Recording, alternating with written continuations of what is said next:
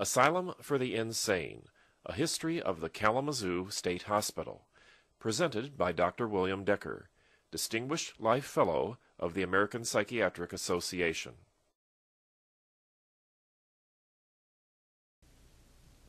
And before refrigeration, it was customary in the fall and through the winter to harvest ice off of Asylum Lake and some of the adjacent lakes, and store that in ice houses out at Colony Farm and on the main campus.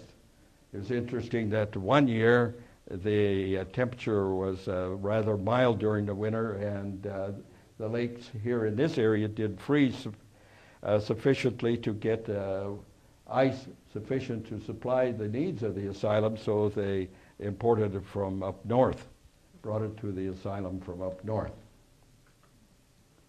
And this is a picture showing the movement, the storing of the ice in the ice house on the main campus. And then around the turn of the century, Dr. Herman Ostrander became the medical superintendent of the asylum.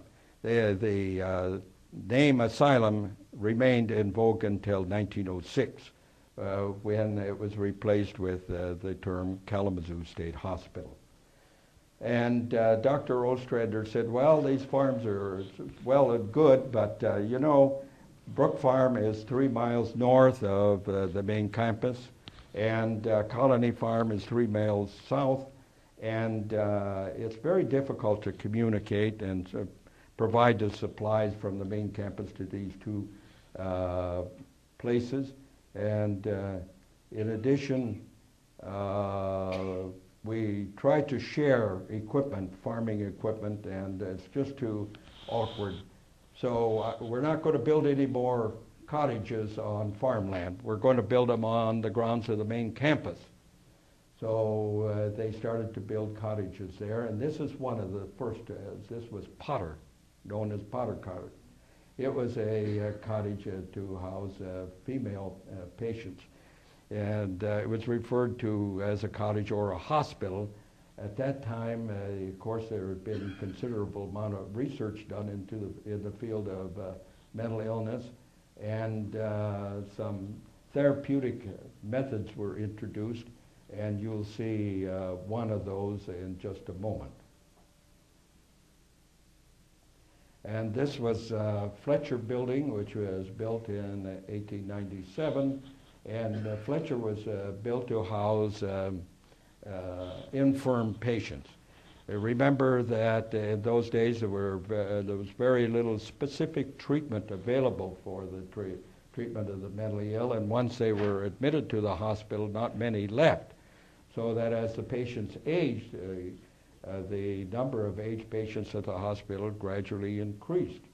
And there had been one temporary structure set aside for housing 40 male infirm patients, but that was totally inadequate, and so this was constructed to care for 190. And this is Edwards Building, and you can see that this photograph is taken at about the time the construction was finished. There's no trees, there's nothing around it there, and this was the male counterpart of Potter Cottage. That this also would be a receiving unit. Newly admitted patients would be accepted here, and they would receive the intensive care that they had available at that time, which consisted primarily of hydrotherapy. And this is some of the hydrotherapy that was utilized at the time. These large tubs were installed in Edwards and Potter Building in 1912. And what they are is just oversized bathtubs, and canvas would be placed slightly above the bottom of the tub. The patient would recline on that canvas. Then another canvas would be placed over the top of that, and the patient's head and neck just pass through the opening of the top canvas. The canvas would be fastened on the hooks that are on the side of the tub, and the tub would be filled with warm or hot water, and the temperature would be controlled with by placing thermometers in the water. As the water cooled, it would be drained off and more hot water would be added. In 1945, when the quadrangle building was built, these tubs were removed from Edwards and Potter building, and new tubs were installed in the receiving units of the quadrangle building. And by that time, of course, they had electronic control of the water temperature, and they didn't have to drain the water as it cooled and refill it with fresh hot water. When the neuroleptic drugs came in, these tubs were discontinued and removed from the new receiving hospitals. And this photo here is a photo of Dr. Mortar to the right. It was a medical superintendent at the state hospital from 1930 until his retirement in 1956. And Dr. Schreer, who was his successor, who remained as a medical superintendent from 1956 until his retirement in 1974. They're viewing a picture of a portrait of Dr. Van Dusen.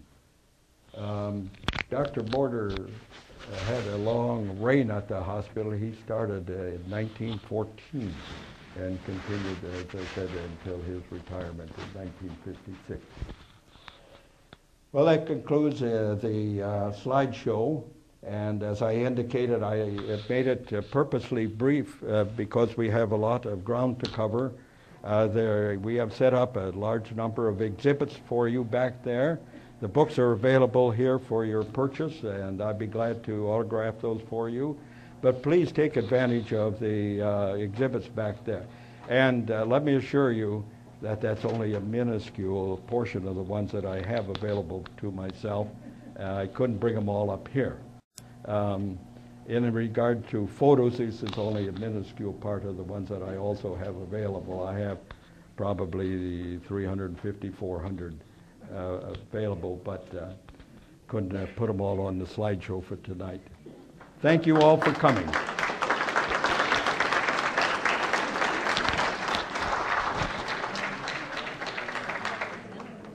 Susan, I just finished my book on the Michigan Asylum for the Insane, and you're the publisher. Yes, I am, and I'm honored to be the publisher too, Dr. Decker. It's a wonderful piece of work.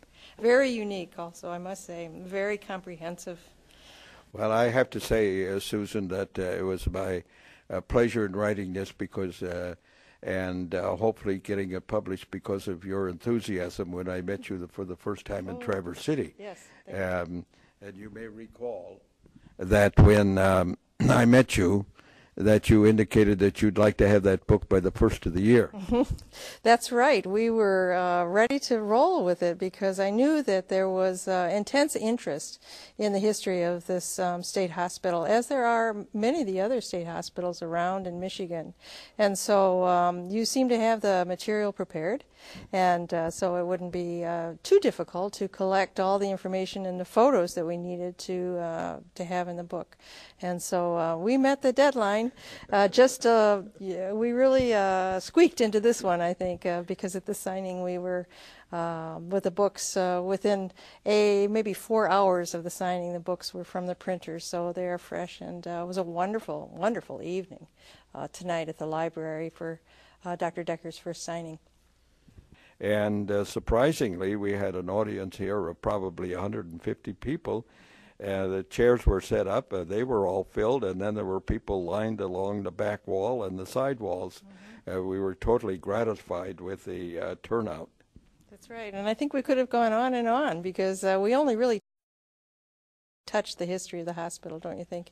That's right. I indicated from the outset that I would make my presentation very brief because we wanted to leave ample time for questions and discussion with various people.